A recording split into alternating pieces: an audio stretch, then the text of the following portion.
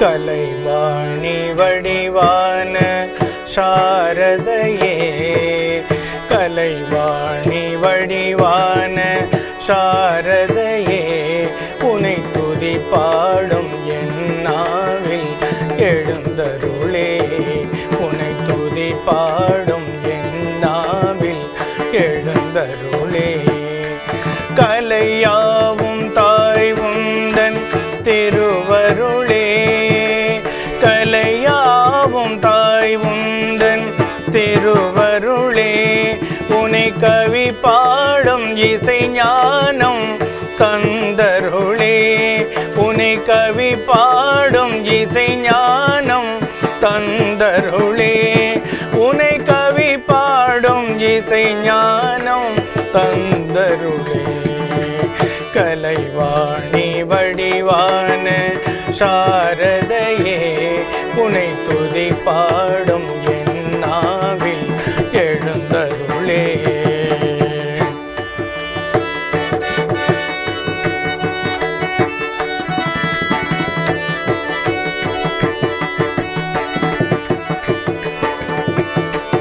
அலை பாயும் கடல் மீதில் அமர்ந்தவளே அலை பாயும் கடல் மீதில் அமர்ந்தவளே நீ திருமாலின் திருமார்பில் திருமகளே நீ திருமாலின் திருமார்பில் திருமகளே செல்வங்கள் 16 தருபவளே செல்வங்கள் 16 தருபவளே உன் செல்வாக்கை எல்லோர்க்கும் பகிர்ந்தருளே உன் செல்வாக்கை எல்லோர்க்கும் பகிர்ந்தருளே உன் செல்வாக்கை எல்லோர்க்கும் பகிர்ந்தருளே கலைவாணி வடிவான சாரதையே உனை துதி பாடும் என் நாவில் எழுந்தருளே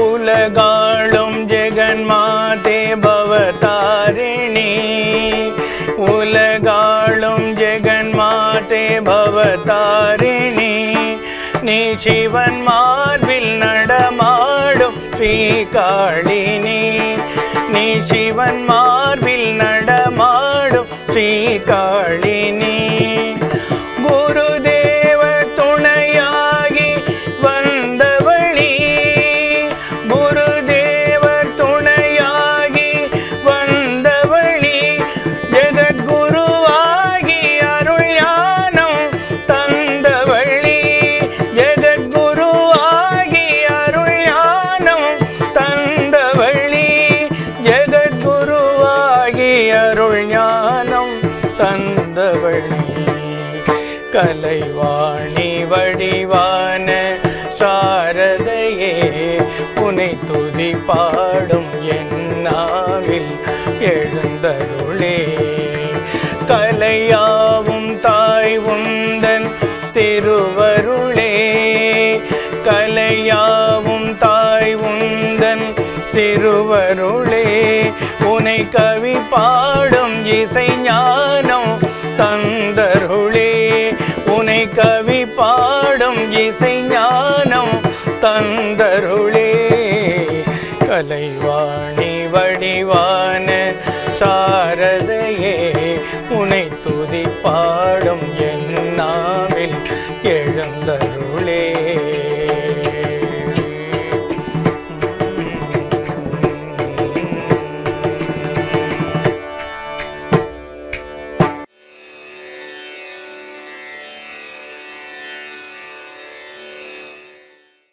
ஓம் அசோதோமா சத்கமய தமசோமா ஜோதிர்கமய மிருத்யும்மா அமிர்தம் கமய ஓம் சாந்தி சாந்தி சாந்தி ஹரி ஓம். இந்த காணொளியை பார்த்து கொண்டிருக்கும் அனைத்து அன்பர்களின் இதயங்களில் விட்டிருக்கும் அந்த இறைவனுடைய திருவடிகளுக்கு என்னுடைய நமஸ்காரங்கள். இன்று என்றும் ஆனந்தம் தரும் ஆலயங்களில் பல அதிசயங்களும் அற்புதங்களும் நிறைந்ததுமான பிரம்மாண்டமான ஆலயமான பிறந்தால் முக்தி தரும் திருவாரூர் தியாகராஜர் ஆலயத்தை பற்றி இப்போது நாம் பார்ப்போம்.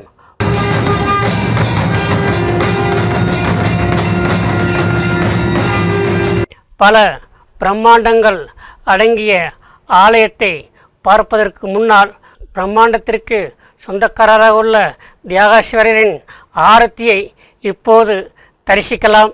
வாருங்கள்.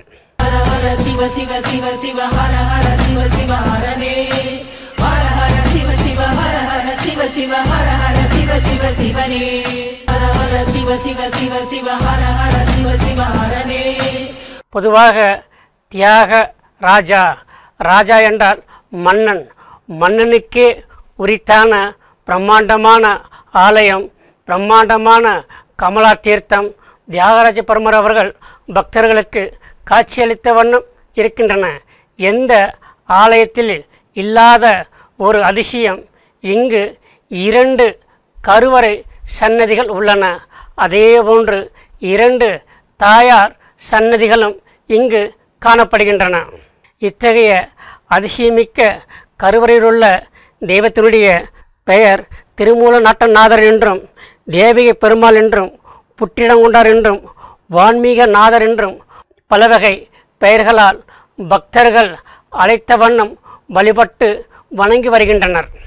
மேற்கொண்ட ஆலயத்தின் கருவறையில் சப்த விடங்க லிங்கங்கள் காணப்படுகின்றன.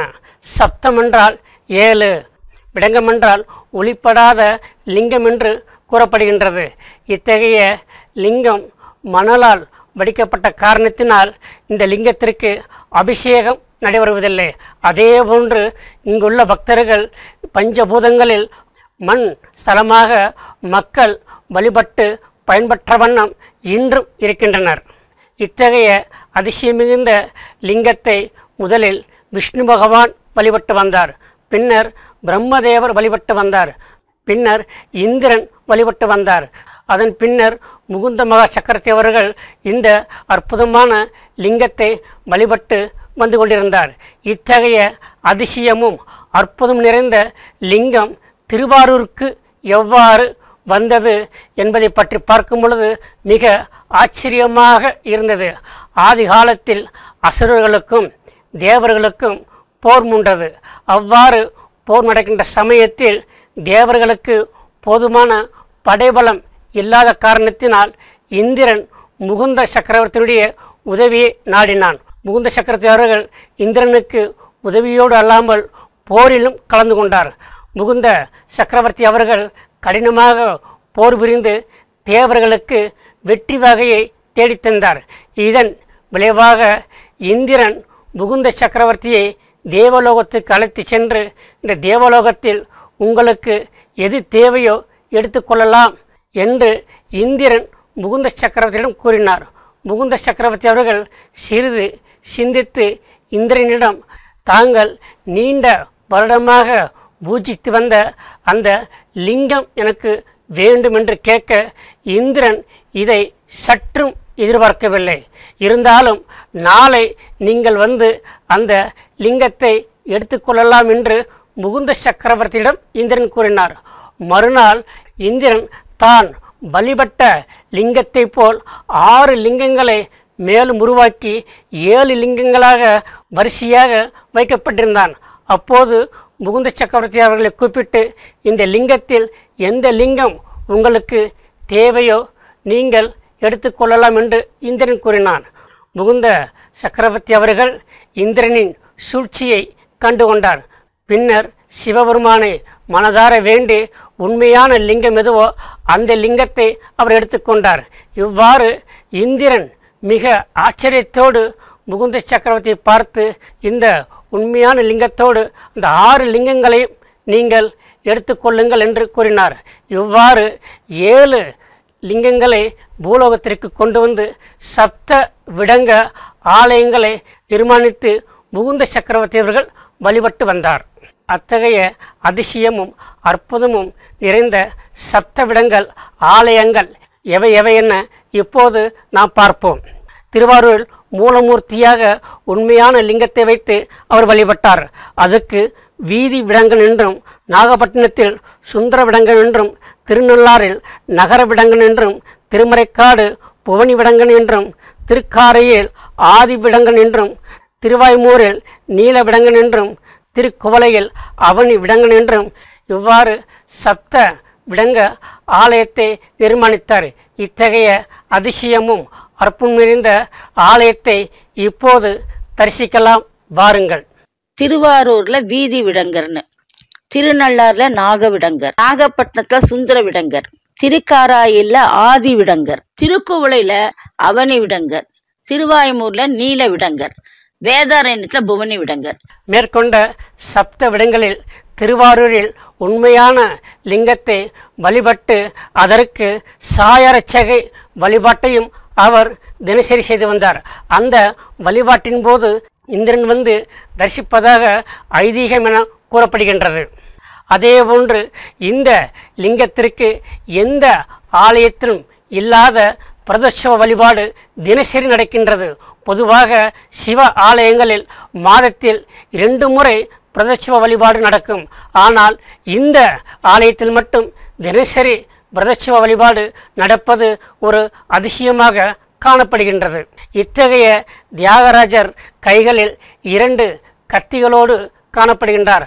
அதோடு இத்தகைய தியாகராஜர் அவர்கள் தினசரி இங்குள்ள மரகத லிங்கத்தை வழிபடுவதாக பக்தர்கள் எல்லோரும் நினைக்கின்றனர்.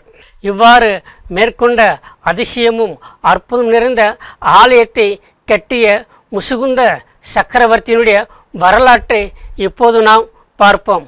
ஆதி காலத்தில் ஒரு வனப்பகுதியில் வில்வ மரம் இருந்தது. வில்வ மரத்தில் ஒரு குரங்கு ஒன்று வசித்து வந்தது. அந்த குரங்கானது வில்வ இலைகளை பறித்து கீழே போட்ட வண்ணம் இருந்தது. அந்த நாளானது சிவராத்திரி நாளாகும். அவ்வாறு வில்வ இலை போடும் பொழுது வில்வ மரத்தின் கீழே உள்ள லிங்கத்தின் மேல் அந்த வில்விலையானது விழுந்து கொண்டே இருந்தது. இந்த புண்ணியத்தின் காரணமாக எதிர்காலத்தில் முசுகுந்த சக்கரவர்த்தியாக அவர் அவதரித்தார். இந்த முசுகுந்த சக்கரவர்த்தி அவர்கள் இந்திரலோகத்தில் உள்ள சிவலிங்கம் வருவதற்கு முன்பாகவே இவர் தானாகவே ஒரு லிங்கத்தை பிரதிஷ்டை செய்து அபிஷேகம் செய்து வழிபட்ட வண்ணம் இருந்திருக்கிறார். அத்தகைய அதிசயமும் அற்புதம் நிறைந்த முசுகுந்த சக்கரவர்த்தி லிங்கத்தின் வழிபாட்டை காணலாம் வாருங்கள். தியாகராஜருக்கு முசுகுந்த அர்ச்சனையும் மகா அபிஷேகமும் நடைபெறும்.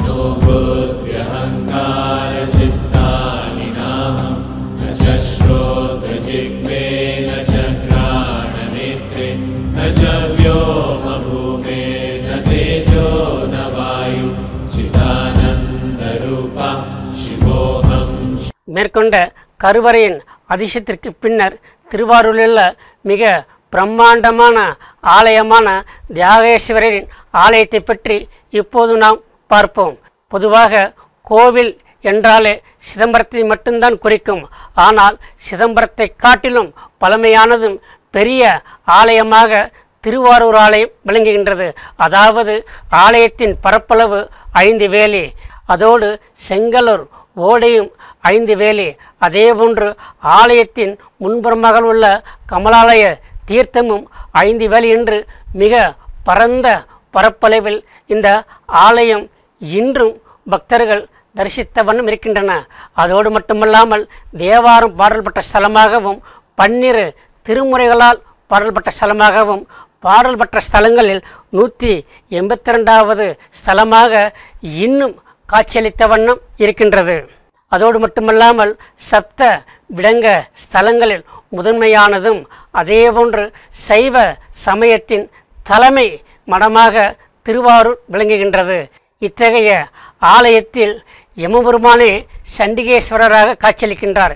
இதன் காரணமாக இந்த ஆலயத்தில் 2 சண்டிகேஸ்வரர்கள் இருந்து பக்தர்களுக்கு அருள்வாளித்த வண்ணம் இருக்கின்றனர். அது மட்டுமல்லாமல் இந்த ஆலயத்தினுள்ளே எண்ணற்ற தெய்வங்கள் இருந்தாலும் இந்த ஆலயத்தில் மிக அதிசயமும் அற்புதம் நிறைந்த நவக்கிரகம் காணப்படுகின்றது.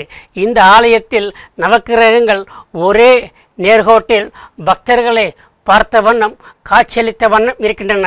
இத்தகைய அதிசயமும் அற்புதம் நிறைந்த நவக்கிரகத்தை தரிசிக்கலாம் வாருங்கள். பக்தர்களுக்கு எந்த தொந்தரவும் கொடுக்க கூடாது என்ற நிபந்தனையின்படி இங்குள்ள நவகிரகங்களை காப்பாற்றினார். எனவே நவகிரகங்கள் இங்கு நேர்கோட்டில் சிவனை நோக்கியபடி அமைந்தது. மேற்கண்ட நவக்கிரகம் திருவாரூரில் மட்டும்தான் ஒரே நேர்கோட்டில் இருக்கின்றது. மற்ற ஆலயங்களில் 3 வரிசையாகவும் ஒவ்வொரு நவக்கிரகமும் முகத்தை பார்க்காதவாறு அமைக்கப்பட்டுள்ளன. இந்த அதிசயங்கள் மட்டுமல்லாமல் இந்த ஆலயத்தில் நந்தி பெருமான் நின்று கொண்டு கைகூப்பிய வண்ணம் கருவறையில் உள்ள தியாகராஜ பெருமாளை வணங்கிய வண்ணம் இருக்கின்றனர். மற்ற ஆலயங்களில் நந்தி பெருமான் உட்கார்ந்தவாறு காட்சி கொடுத்து கொண்டிருப்பார். அது மட்டுமல்ல, சிவபெருமானே தன்னுடைய நண்பனாக நாயன்மாரான சுந்தரமூர்த்தி நாயனாரை நண்பராக ஏற்றுக்கொண்ட ஒரு முக்கியமான ஸ்தலமாகும். இத்தகைய ஸ்தலத்தில் மிக முக்கியமான ஸ்தல விருட்சமாக பாதிரி மரம் பக்தர்களுக்கு காட்சியளித்த வண்ணம் இருக்கின்றது. இத்தகைய ஆலயமானது 12 மதில்களும் 13 மண்டபமும் 3 பிரகாரமடங்கிய மிக பெரிய ஆலயமாக விளங்குகின்றது. இந்த அதிசயமிக்க ஆலயத்திற்கு உள்ளே 5க்கு மேற்பட்ட விநாயகர் ஆலயமும் ஹயக்ரீவர் ஆலயமும் சர்கேஸ்வரர், தட்சிணாமூர்த்தி, அனந்தேஸ்வரர், பாதாளேஸ்வரர், சரஸ்வதி என்று எண்ணற்ற தெய்வங்கள் இங்குள்ள பக்தர்களுக்கு அருள்பாலித்த வண்ணம் இருக்கின்றது. இத்தகைய அதிசயமும் அற்புதம் நிறைந்த ஆலயத்தை இப்போது தரிசிக்கலாம் வாருங்கள். கோயில்களில் முதன்மை பீடமாகவும் எண்ணற்ற திருவிளையாடல்களை ஈசன் நடத்திய தலமாகவும் சர்வதோஷ பரிகார தலமாகவும் அமைந்துள்ளது திருவாரூர் அருள்மிகு தியாகராஜ சுவாமி திருக்கோயில்.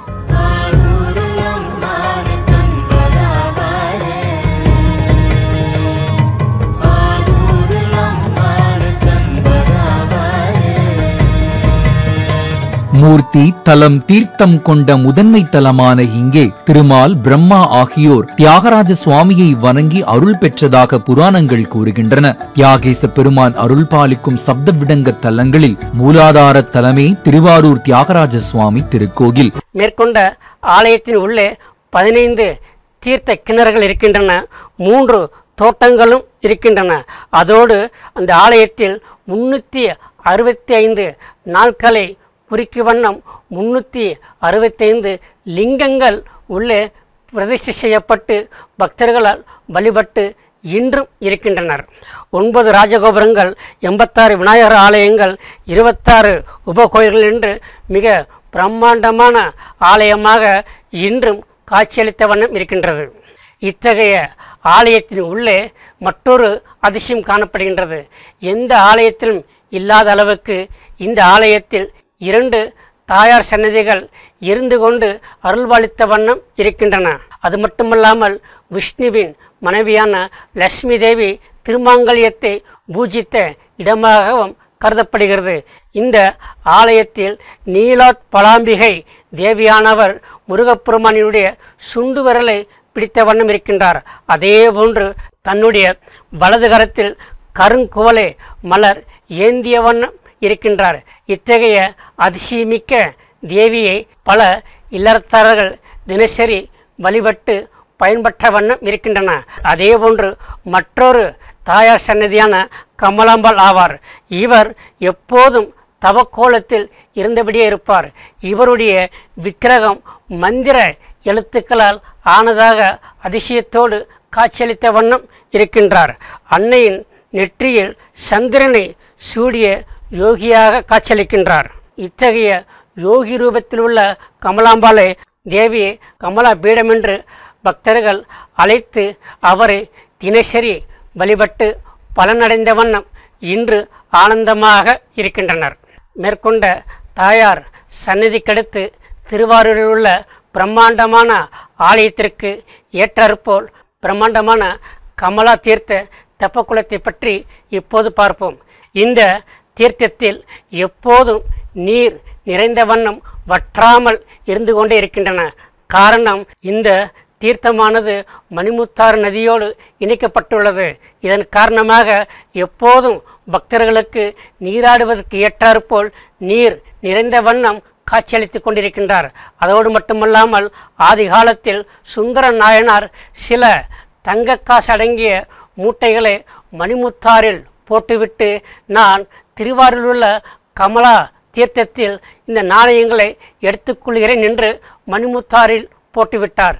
பின்னர் சில நாட்கள் கழித்து கமலா தீர்த்தத்தில் வந்து அந்த நாணயங்களை எடுக்கும் பொழுது பக்கத்தில் உள்ள விநாயகர் சன்னதி முன்பாக இந்த நாணயம் உண்மையான நாணயமா என்று உரைத்து பார்த்த காரணத்தினால் அந்த விநாயகருக்கு மாற்றுரைத்த விநாயகர் என்று இன்றும் பக்தர்களால் அழைத்து வழிபட்ட வண்ணம் இருக்கின்றனர். இந்த கமலாலயத்தின் நடுவில் சிறிய ஆலயம் உள்ளது. இந்த ஆலயத்தில் நடுவநாயனார் வீட்டிலிருந்து காட்சியளித்த வண்ணம் இன்றும் இருக்கின்றார். இத்தகைய அதிசயமும் அற்புதம் நிறைந்த கமலாலய தீர்த்த தெப்பக்குளத்தை தரிசிக்கலாம் வாருங்கள். கங்கையை விட பெருமை வாய்ந்ததும் 64 தீர்த்த கட்டங்களை உடைய திருவாரூர் கமலாலய திருக்குளத்தில் பங்குனி உத்திர நாளில் தேவாதி தேவர்களும் முனிவர்களும் ரிஷிகளும் நாயன்மார்களும் தேவ தீர்த்த கட்டத்தில் நீராடி இத்தலத்தின் புற்றிடங்கொண்டீசரை போற்றி வணங்கி அருள் பெற்றனராம். மேற்கொண்ட புனிதமிக்க கமலாலய தெப்பக்குளத்தில் 4 முக்கிய தீர்த்தங்கள் காணப்படுகின்றது. சங்க தீர்த்தம், காயத்ரி தீர்த்தம், வாணி தீர்த்தம், கமலாலய தீர்த்தம் என்று பல தீர்த்தங்களோடு இன்றும் காணப்படுகின்றது. மேற்கொண்ட அதிசயமும் புனிதம் வாய்ந்த பிரம்மாண்டமான கமலாலய தீர்த்தத்தில் பல ஆண்டுகளாக பல பக்தர்கள் நீராடி பாவத்தை போக்கி அவர்கள் பலனடைந்த வண்ணம் இன்றும் ஆனந்தமாக வாழ்ந்து வருகின்றனர். கமலாலய தீர்த்தத்தில் பக்தர்கள் நீராடி பல பிரம்மாண்டமான ஆலயமாகவும் பெருமையாக பேசக்கூடிய திருவாரூரில் பிறந்தால் முக்தி என்று உலகமே பெருமையாக பேசிக்கொண்டிருக்கின்றது. காரணம் என்னவென்றால் இந்த ஊரில் பிறக்கும் அடியார்கள் இறக்கும்போது சிவகணமாக மாறிவிடுகின்றனர்.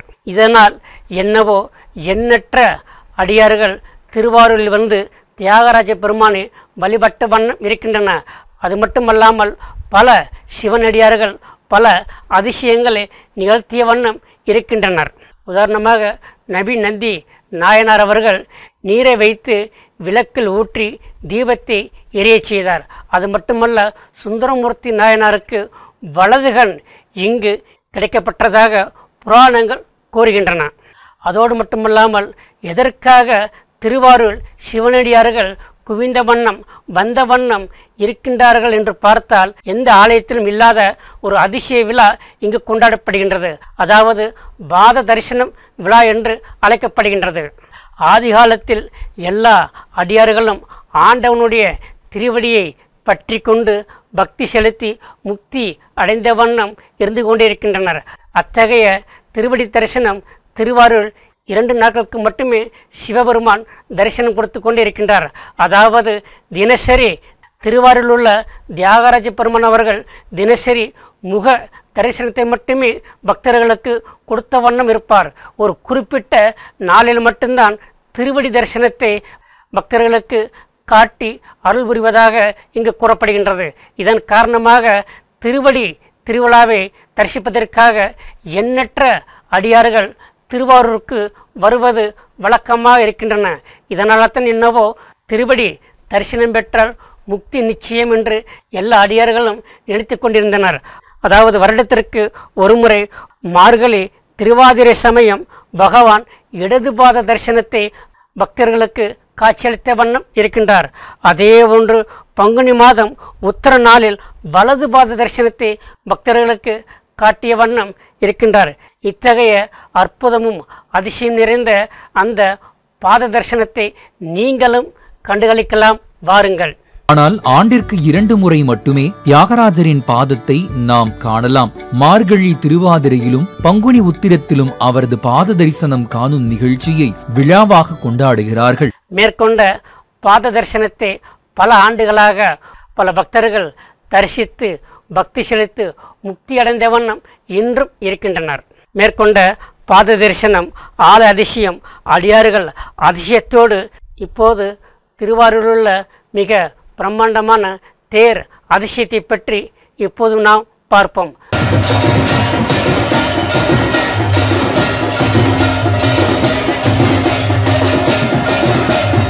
பக்தர்களே, தமிழ்நாட்டில் பொதுவாக தேர் அழகு என்றாலே திருவாரூரைத்தான் குறிப்பிடுவார்கள். இதனால்தான் என்னவோ யஜுர்வேதத்தில் தேரை பற்றி மிக அழகாக கூறியுள்ளார்கள். ரதேப்பியோ ரதபதச்சேப்பியோ நமோ நமக என்று மந்திரங்கள் கூறுகின்றன. தமிழ்நாட்டில் மிக உயரமான தேராக திருவாரூர் தேர் விளங்குகின்றது. அதோடு மட்டுமல்லாமல் இந்தியாவில் அதிக எடை கொண்ட தேராக இந்த திருவாரூர் தேர் மிக பெருமையாக பேசப்படுகின்றது. இத்தகைய அதிசயமும் அற்புதமும் ஆனந்த பரவசத்தை ஊட்டும் பிரமிக்கத்தக்க பிரம்மாண்டமான அற்புதமான ரத உற்சவத்தில் ரதம் வருவதையும் ரதம் திரும்பும் அற்புதமான காட்சியை இப்போது பார்க்கலாம். வாருங்கள்.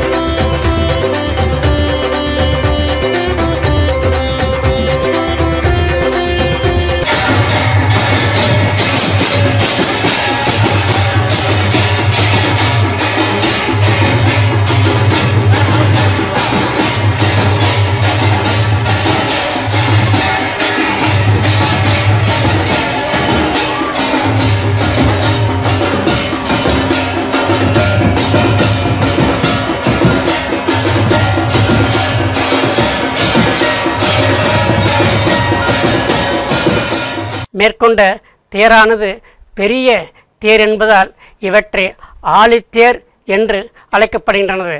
இந்த பெரிய தேரோடு மற்ற 4 சிறிய தேர்களும் ஊர்வலமாக அழைத்து செல்வது வழக்கம்.